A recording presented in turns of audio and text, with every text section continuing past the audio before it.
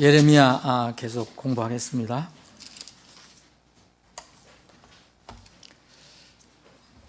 지난번에 예레미야 23장 21절부터 32절까지 지금 살펴보다가 다 정리를 못했습니다. 오늘은 예레미야 40절까지 살펴보기로 하겠습니다. 지난번에 여러분들하고 나눈 말씀이 이제 21절부터 32절까지를 살펴봤는데, 그 21절에는 주님께서 친히 내가 이 예언자들을 보내지 아니했다. 그런데 그들이 뛰어갔다. 그래서 내가 말하지 아니한 것들을 그들이 예언했다라고 이렇게 말씀하신 그 내용부터 우리가 살펴봤습니다. 여기에 보면 이제 거짓 예언자들이 나오거든요. 이 거짓 예언자들의 특성을 우리가 지금 살펴보고 있습니다. 우리가 지난번에 살펴본 것은 이 특성 중에 하나는 하나님과의 관계에서 결정되는 그 내면의 정체성의 문제입니다. 지금 우리 21절에도 지금 잠깐 살펴봤지만 이 사람들의 특성이 하나는 그 사명을 스스로, 그 일을 스스로 취한다는 겁니다. 하나님께서 맡겨준 적도 없고 보내주지도 않았는데 스스로 취한다. 두 번째 특성을 보면 그들이 전하는 말의 내용입니다. 하나님의 이름으로 말하고 하나님께서 계시한 말씀이라고 말은 하지만 자기 생각을 덧붙이거나 아니면 하나님 말씀을 빼고 자기 생각만을 말하는 그런 특성을 가지고 있습니다.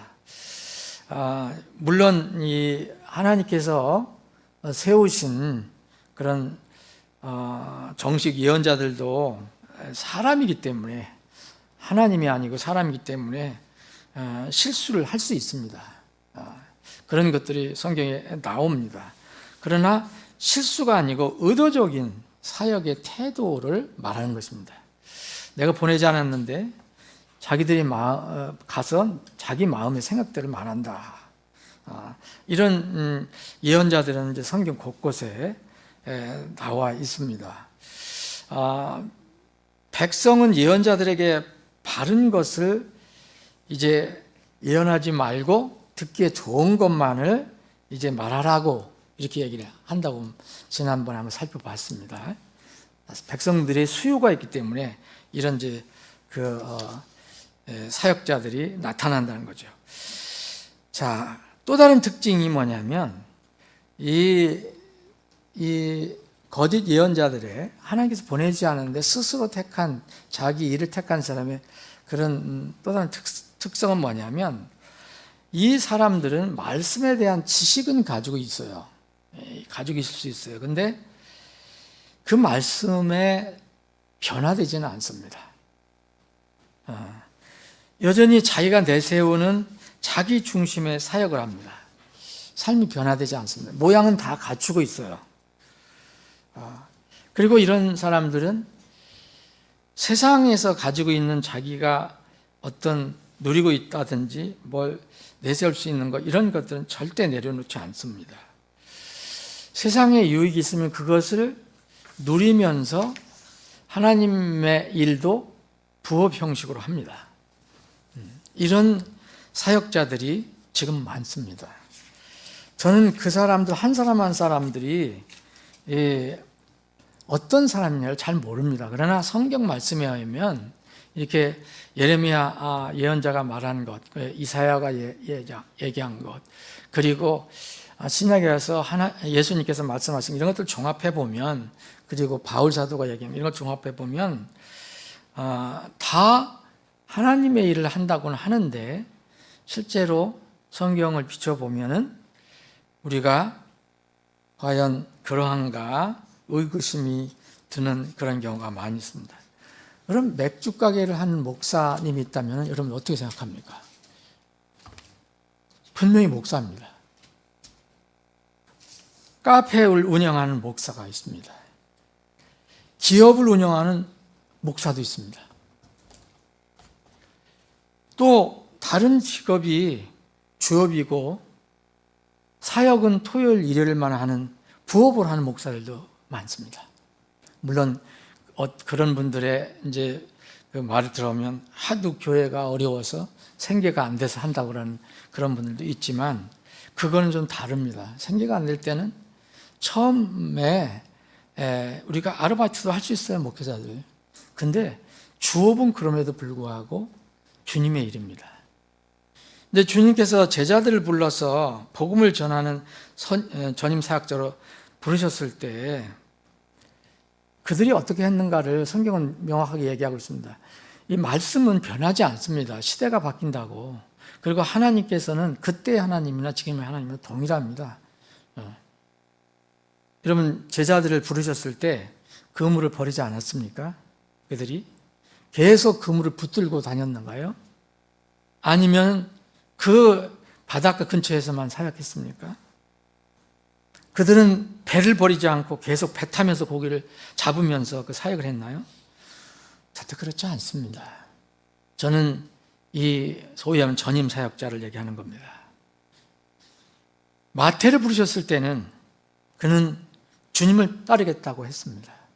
그런데 그는 여전히 지금으로 말할 것 같으면 굉장히 좋은 직업, 세리,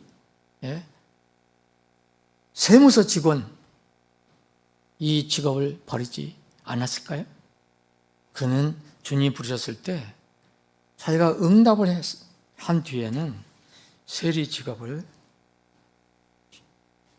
확실하게 버렸습니다.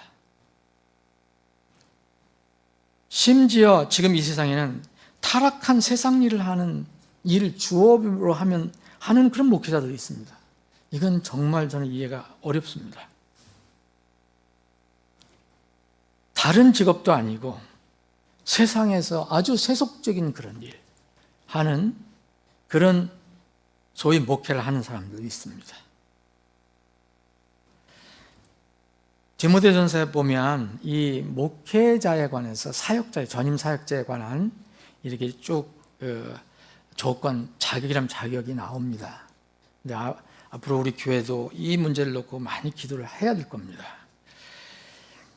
만일 여기에 이 하신 말씀이 시대가 바뀌어서 지금은 유용하지 않다 그러면은 우리는 성경을 우리의 생명으로 여길 수가 없습니다. 디모데전서 3장에는 만일 남자가 감독의 직분을 사모하면 그런 말이 나옵니다. 그는 선한 일을 사모하는 것이라 이렇게 됐어요. 제가 이 말씀을 언젠가 드린 것 같은데 이거를 많은 사람들이 오해를 합니다. 그냥 그 사람이 원하는 그 마음만 있으면 되는 거다 생각합니다. 그런데 만일 남자가 감독의 직분을 사모하면 그는 선한 일, 좋은 일, 영어로 good work입니다. 좋은 일, 이 선한 일을 사모하는 것이다. 만약 어떤 사람이 나는 전임 사역을 하겠습니다, 하나님의 부르심을 받았습니다 한다면 그 좋은 일을, 선한 일을 사모하는 것이라는 거예요. 그럼 이 선한 일을 사모한다는 것은 무엇을 얘기할까요? 선한 일, 너무 막연하잖아요. 이 감독이 원하는 거, 목회자가 원하는 거, 장로가 원하는 건 이게 선한 일이어야 되겠죠. 하나님이 하시는 일은 다 선한 일인데. 그런데 그것을 사모한다는 것은 뭘 얘기합니까? 성경에서 주님께서 우리에게 알려주신 대로 우리는 따라가야 합니다. 감독직은 세속적인 욕심을 채우기 위한 직분이 아닙니다. 저는 그것을 그런 식으로 해석하는 것을 보고 참 놀랐습니다. 세상에 있는 것을 다 누리면서 그 선한 일을 그냥 감독의 직분만 사모하면 된다. 이건 전혀 그 말씀을 잘못 이해하는 것입니다. 성경에 이 감독의 직분 중에서 여러분 디모데전서 3장을 보시면 가르치기를 잘하는 조건도 나옵니다. 이렇게 쭉 나와요. 여러분들 한번 읽어보시면 가르치기를 잘하라 조건도 있지만 동시에 성경은 뭐라 하냐면 선생이 되는 것이 우염성을 얘기합니다. 그래서 야고보서 3장 1절은 형제다 너희는 선생들이 많이 되지 말고 얘기합니다. 왜냐하면 잘못하면 더 큰 정죄를 받을 줄 우리가 안다 그랬어요. 만일 남자가 감독의 직분을 사모한다면 이것은 그가 선한 일을 사모하는 것인데 이것은 뭐라면 정말 하나님 말씀 따라 하지 않고 자기 육신의 생각대로 한다면 나중에 하나님 앞에서 더 큰 정죄를 받는다는 거예요. 구원은 잃어버리지 않는다 해도 더 큰 정죄를 받는다는 거예요. 선한 일을 사모한다는 것은 이겁니다. 목자의 감독에 으뜸 되시는 분은 주님이십니다. 우리가 감독과 목자 되신 분에게 돌아왔다고 얘기합니다. 이 유일한 감독 또 유일한 이 목자 되신 이분의 마음과 그 삶 그것을 살펴봐야 합니다. 그래서 주님의 마음을 가지라고 우리에게 얘기합니다. 주님의 마음. 우리가 주님처럼 똑같이 살 수 없죠. 우리는 불가능하죠. 사람이기 때문에. 그러나 주님의 마음을 가지고 사역하는 것을 사모하라는 뜻입니다. 이 좋은 일을 사모하라는 것은. 이걸 너무 곡해를 많이 합니다. 그냥 나는 그 목회직 하고 싶어. 이것만 하면으로 생각하는 사람들이 있습니다. 주님의 마음은 어떤 마음입니까? 빌립보서 2장에 보면 주님의 마음이 나옵니다. 그럼 빌립보서 2장 나오죠. 주님은 어떻게 가장 낮은 데까지 내려가셔서 정말 육신으로 오셔서 가장 낮은 곳을 택하셔서 이 땅에서 그 고통을 겪으시고 왜? 하나님께서 맡겨주신 것이니까 아버지께서. 주님의 마음은 겸손함과 자기 희생과 헌신의 마음입니다. 이 주님의 마음을 사모하라는 겁니다. 이 주님의 마음을 이제 갖고 사역하라 그러면 또 너무 희생만 하라 그런 뜻으로 받아들일 필요도 없습니다. 때가 되면 그 희생이 하나님의 거룩하신 판단으로 보상으로 이어집니다. 그래서 전임 사역자, 목회하는 사람들의 왕관이 있다고 했잖아요. 지난주에 말씀드렸나요? 미래에 분명한 소망을 갖고 주님의 명령에 순종하여서 하는 사역. 당장 희생이 있고 손해가 있고 헌신을 하더라도 분명히 이것으로 끝나는 것이 아니고 미래에 주님께서 그것을 갚아주신다는 그런 소망이 있는 그런 사람들입니다. 하나님이신 예수님께서 가장 낮은 우리 인간의 위치까지 내려오셨어요. 모든 것을 희생하셨어요. 헌신하셨어요. 그런 십자가 희생으로 끝난 것이 아니라 주님은 여러분 빌립보서 2장을 읽어보시면 뭐를 이제 어떻게 되셨다고 그랬습니까? 부활 승천하셔서 높으신 곳에서 세상을 통치하시는 영광의 주가 되셨다고 나옵니다. 그런데 그거는 지금 이루어지는 것이 아닙니다. 앞으로 미래형입니다. 지금 이 부르심을 받은 사람은 거물을 버려야 되고 이 세무서를 나와야 되고 또 가라면 가야 하고 때로는 굶을 때는 굶고 오염 있으면 오염도 맞이해야 되고 이것이 주님의 마음을 갖는 것입니다. 이것이 선한 마음을 가지라는 겁니다. 사도 바울은 그래서 전임 사역자의 모델입니다. 그래서 그 전임 사역자에 대한 여러 가지 하나님의 계시를 받고 쓴 것입니다. 디모데에게 보낸 것이 목회서신이잖아요. 디도에게 보낸 것도 목회서신. 어떻게 사도 바울이 이렇게 전임 사역자의 그 관련 내용들 이렇게 많이 기록했습니까? 그도 그런 삶을 살았기 때문에. 목회보다도 오히려 선교사 일을 더 많이 했지만 사도 바울은 그런 마음으로 또 본인이 그렇게 하고 싶어서 한 게 아니라 그를 부르셨고 그런 임무를 맡기셨기 때문에 그런 일을 했습니다. 사도 바울은 그래서 사도행전 20장에 보면 이렇게 말합니다. 그 사도 바울의 사역은 이렇습니다. 사도행전 20장 18절 그쪽에서 쭉 보시면 이런 말씀이 있어요. 온전히 겸손한 마음과 많은 눈물과 온전히 겸손한 마음과 많은 눈물과 그리고 시험들 속에서도 주를 섬겨노라. 이게 바로 디모데전서 3장 1절에 만일 남자가 감독의 직분을 사모하면 그는 선한 일을 사모하는 것이라 라는 그 해석입니다. 이 하나님의 일, 부르심에 따른 이 일, 이것이 선한 일입니다. 물론 이 마음은 전임 사역자뿐만 아니라 성도들도 이 마음이 있어야 합니다. 베드로전서 1장 22절에 너희가 성령님을 통해 진리의 순종함으로 너희 혼들을 정결하게 하여 거짓 없는 형제 사랑에 이르렀나니 너희가 주의하여 순수한 마음으로 뜨겁게 서로 사랑하라. 이것이 주의 마음입니다. 그래서 자기 마음을 세속적인 욕심으로 채우는 사람은 전임 사역자가 되어서는 안 됩니다. 근데 이걸 우리가 잘 분간하지 못할 때가 많습니다.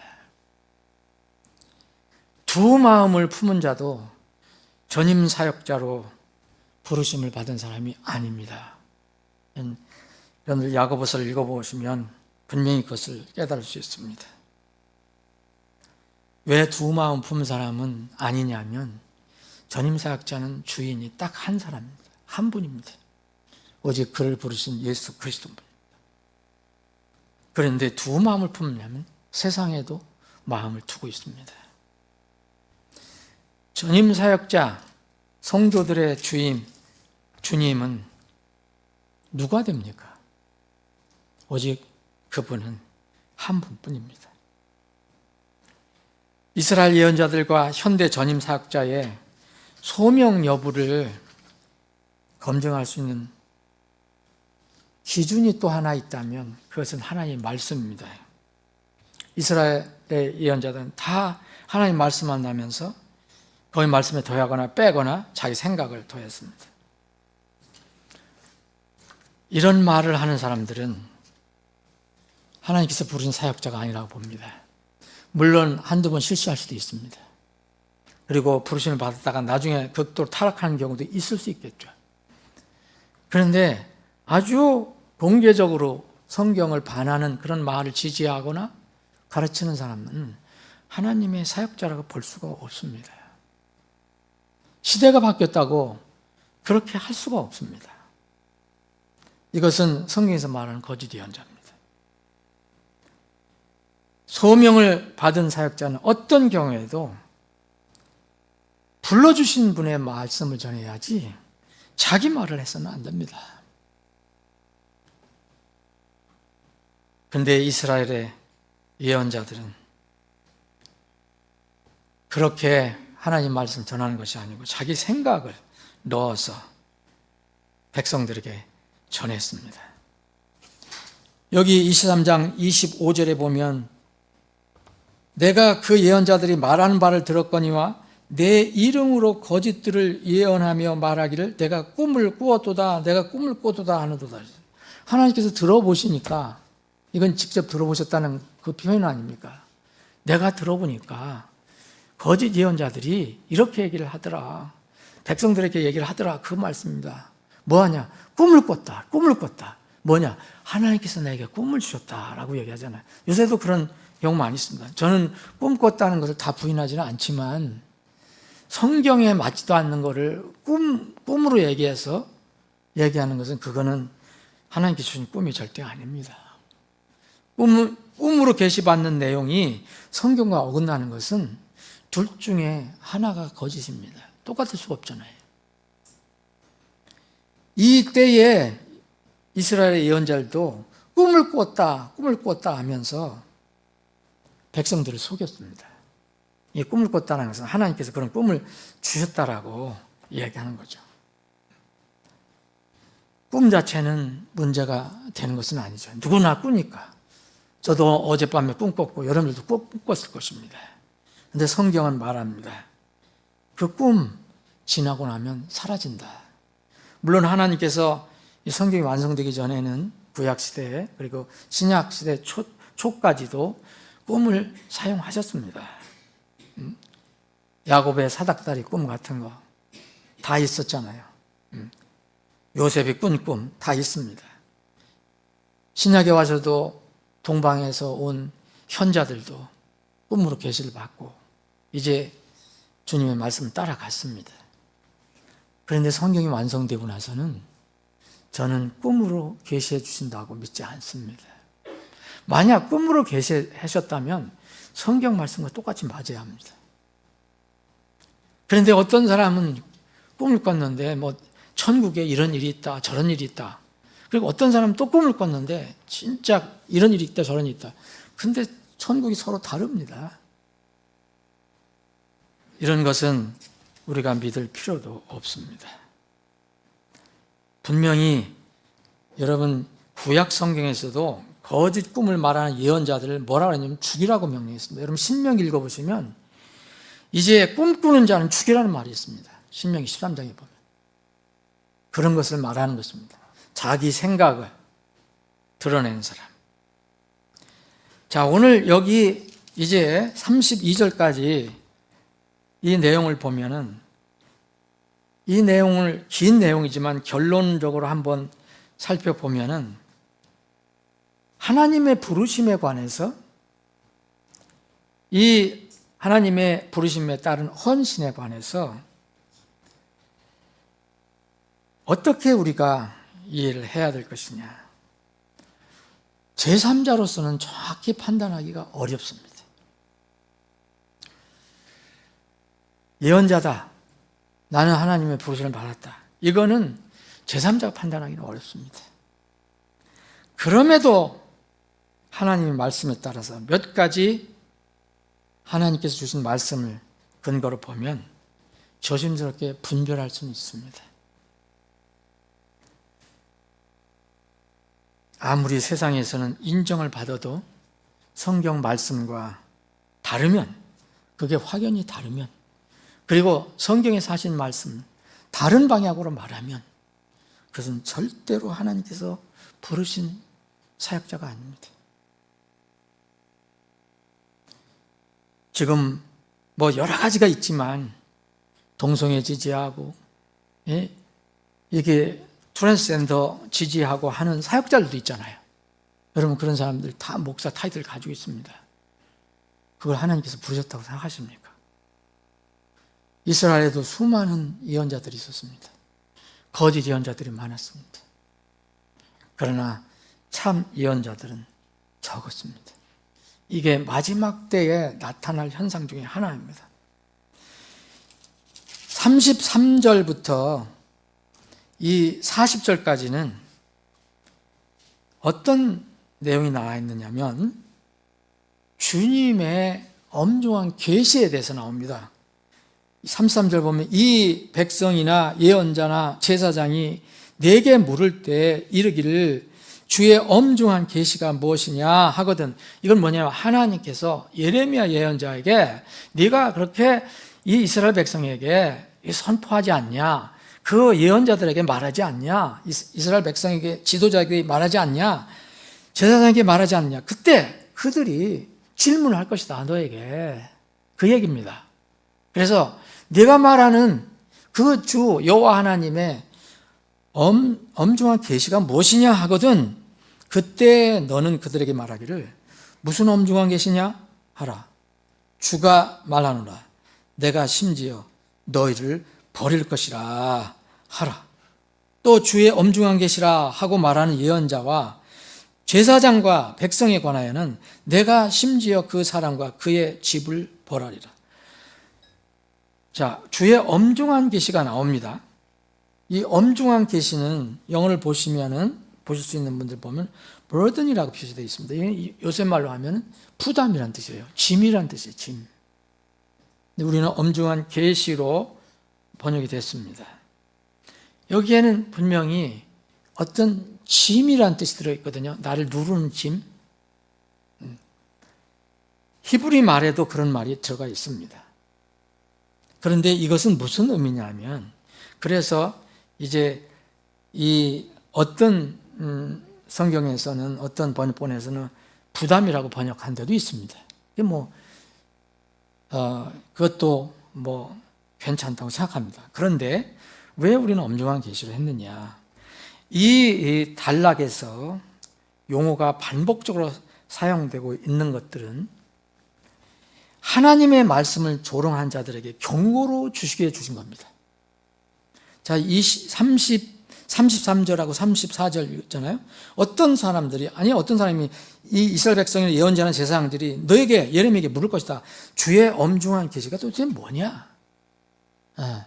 그리고 또 어떤 예언자들은 주의 엄중한 계시라 하고 또 말하는 자가 있을 것이다. 이런 사람들에게 이렇게 말하는 겁니다. 내가 하나님인 내가 너희를 버릴 거야. 그리고 그 집을 벌할 거야. 그렇게 말하는 사람을 벌할 거야. 징계하실 거야. 이런 말씀입니다. 너희는 각자 자기 이웃에게 또 자기 형제에게 이같이 말하기를 주께서 무엇을 대답하셨느냐, 또 주께서 무엇을 말씀하느냐 하고 더 이상 주의 엄중한 계시를 언급하지 말라. 이는 너희가 살아계신 하나님 곧 만군의 주 우리 하나님의 말씀들을 왜곡하였으므로 각 사람의 말이 자신이 짐이 될 것이기 때문이라.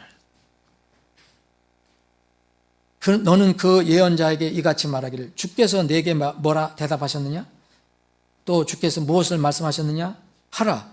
그러나 너희는 말하기를 주의 엄중한 계시라 하니, 그러므로 주가 이같이 말하노라. 내가 너희에게 사람을 보내어 주의 엄중한 계시라 말하지 말라 하였거늘 너는 이 말 곧 주의 엄중한 계시라 말했기 때문에 그런즉 보라, 나 곧 내가 너희를 완전히 잊겠고 또 내가 너희와 너희 조상들에게 준 그 도시와 너희를 버리고 내 앞에서 너희를 쫓아내리라. 그리고 내가 영존한 치욕과 영존한 수치를 너희에게 가져오리니 그것이 잊히지 아니하리라. 이 말씀이 이렇게 질문했다 답했다 아마 이해가 어려울 수도 있겠지만 이겁니다. 엄중한 계시를 이제 어떤 사람 예언자들 말하고 또 하나님께서 예언자를 통해서 이렇게 선포하시니까 그거 엄한 계시 아니냐, 근데 엄한 그 부담 아니냐, 이게 묻는 사람이 있고, 근데 주님께서 왜 이렇게 말씀하셨습니까? 그 당시 유다 예언자들과 제사장들은 물론 백성들도 예레미야를 통해서 주신 하나님의 예언의 말씀을 생명의 계시로 받아들이지 않고 뭐로 받아들였습니까? 귀찮고 무거운 짐으로 받아들였습니다. 그 짐으로 여겼습니다. 귀찮은 짐. 그래서 하나님께서는 이제 그들이 그 무거운 짐으로 여긴 말씀이 그대로 그들에게 엄중한 계시, 곧 엄중한 판단이, 심판이 될 것이라고 말씀하신 겁니다. 이 단락의 요점은 거짓 예언자들의 예언자 직분이 오용됨으로써 하나님의 말씀이 오히려 그들 자신에게 무거운 짐으로 여겨졌습니다. 그것이 엄중한 경고와 위협이 되었다는 뜻입니다. 이 시대도 하나님 말씀을 이 세상과 짝하는 사람들, 그런 사역자들은 귀찮아합니다. 자유주의 그런 신학을 따르려고 합니다. 엄청 따릅니다. 지금도 귀찮습니다. 이거 옛날 말씀을, 하나님 말씀을 아주 고리타분하게 여깁니다. 그래서 극보수니 극원리니 극근본이니 이런 얘기를 합니다. 근데 하나님 말씀 변하지 않거든요. 그들에게는 여전히 엄중한 계시인데 이들은 무거운 짐으로, 자기를 괴롭게 하는, 귀찮게 하는 짐으로 여겨집니다. 그래서 성경을 마구 고치고 바꾸고 자기 마음대로 이때 거짓 예언자들처럼 그렇게 하는 것입니다. 우리가 여기서 생각해 볼 게 있습니다. 우리가 성경 말씀을 듣고 배울 때 우리 마음이 어떠한가 이겁니다. 그 말씀을 들을 때, 그 성경을 읽을 때 우리 마음이 어떻게 반응할까? 적지 않은 사람들이 말씀을 들을 때 부담을 느낍니다. 그래서 특히 젊은 사람들, 이 시대에 이렇게 따라가는 사람들에게는 이 말씀 들으면 힘들어합니다. 그래서 요새 교회도 다 오픈 처치라고 해서 열린 교회라고 해서 이것도 열리고 저것도 열리고 좋은 방향으로, 세상 사람이 좋은 방향으로 이렇게 합니다. 그래야 사람들이 인기가 있습니다. 이것은 아닙니다. 우리는 하나님 말씀을 들을 때 엄중한 계시의 말씀으로 받아들여야 됩니다. 우리가 그 말씀으로 자녀가 되었다면, 거듭나서 자녀가 되었다고 고백한다면 그 여전한 말씀을 듣고 지금 들을 때 그게 나를 성가시게 할까? 나를 귀찮게 할까? 부담스럽게 할까? 만약 그런 마음이 들었다면 이미 우리는 세상으로 향해 가고 있다는 것입니다. 너무 적지 않은 사람이 그리스도인이라고 하는 사람들에게 적지 않은 이런 사람들이 많습니다. 심지어는 사역자 중에서도 있습니다. 어떻게 얘기하면 뭐 그런 정도까지 얘기할 필요 뭐 있습니까? 라고 하시는 사람도 있습니다. 세상이 이렇게 됐는데 이렇게 해도 되고 술도 어느 정도 먹어도 되고 담배는 성경에도 없고 또 무슨 옷을 입어도 어떻습니까? 남자가 어떤 모양을 해도 어떻습니까? 이렇게 얘기하는 사역자도 있습니다. 정말 하나님 말씀이 이들에게는 성가신 말씀이에요. 귀찮은 말씀입니다. 우리는 하나님이 아니기 때문에 구원받아도 약할 수가 있습니다. 믿음이 부족하고 약할 때가 있어요. 누구나 있을 수 있습니다. 그런데 이때 우리의 마음의 방향이 분명해야 됩니다. 하나님 말씀을 내 수준으로 자꾸 끌어내리려고 하면 안 됩니다. 하나님 말씀은 여전히 거룩한 말씀입니다. 내가 그것을 못 따라갈 때는 그 하나님 말씀에 따라갈 때까지 나에게 믿음을 달라고 기도해야 됩니다. 이게 정말 하나님의 엄중한 계시를 받는 사람들의 태도입니다. 그래서 이 제자들도 예수님 말씀을 듣고 나에겐 너무 힘듭니다. 예수님은 하나님이시니까 그렇게 하실지 모르지만 우리는 못합니다. 그렇게 할 적이 있었잖아요. 무조건 용서하라 할 때 하루에 7번씩 용서해라. 그니 7번이 뭐냐? 70번이라도 해라. 그랬을 때 제자들이 한 말 여러분들 기억하십니까? 사도들이었어요. 그들은 사도들이 주께 이르되 우리의 믿음을 크게 하여 주옵소서. 이 태도가 우리에게 필요한 겁니다. 주님, 어떻게 이 세상에 490원씩 용서합니까? 말도 안 되는 소리를 하십니까, 지금? 그게 말씀을 귀찮은 겁니다. 그리스도인들은 불신자보다 더 나쁘다는 책망을 받을 때가 있어요. 그래서 우리는 항상 더 주의해야 됩니다. 하나님 말씀을 내 믿음의 기준으로 삼지 않고 세상의 방법을 기준으로 삼아갈 때 일어나는 일입니다. 자기에게 맡겨주신 책임을 다하지 않고 세상의 즐거움 속에 사는 사람은 불신자보다 더 나쁜 사람입니다. 차라리 구원받지 않고 그러면 욕이나 들 먹지요. 이번 디모데전서 5장 8절에 이런 말씀이 있습니다. 그러나 만일 누구라도 자기의 친족, 특히 자기의 집안에 속한 자들을 부양하지 않으면 열심히 일하지 않는다는 거죠. 책임 없이 살아가는 사람들이잖아요. 그리스도인이라는 사람들이. 그는 믿음을 부인한 것이요 불신자보다 더 나쁜 자니라. 여기 하나님 말씀입니다. 불신자보다 더 나쁜 자. 그게 누구예요? 소위 믿는 자라는 것입니다. 그래서 우리는 말씀 앞에 늘 머리를 숙이고 마음을 숙여야 합니다. 아버지 하나님, 명절 연휴 중에 이 마지막 날 저녁에, 수요일 저녁에 하나님 집에 모여서 주님을 찬양하고 경배할 수 있는 믿음을 주셔서 감사합니다. 이 시간 하나님 집에 모여 저희들이 간절히 기도합니다. 주님, 저희들의 기도를 들어주시옵소서. 사랑하는 지체들이 하나님께 드리는 기도가 있습니다. 그 기도를 들어주시고 응답해 주시옵소서. 주님, 오늘 말씀을 통해서 다시 한번 저희들 돌아봅니다. 성경 말씀은 분명히 때로는 신자들이 믿지 않는 세상 사람들보다 더 나쁘다고 말씀하십니다. 주님, 혹 우리가 하나님 말씀을 무거운 짐으로, 귀찮은 짐으로 여긴 때가 없었습니까? 하나님 말씀이 늘 내 입에 꿀송이같이 다른 말씀이 되게 해 주시옵소서. 거룩하신 예수님의 이름으로 기도합나이다. 아멘.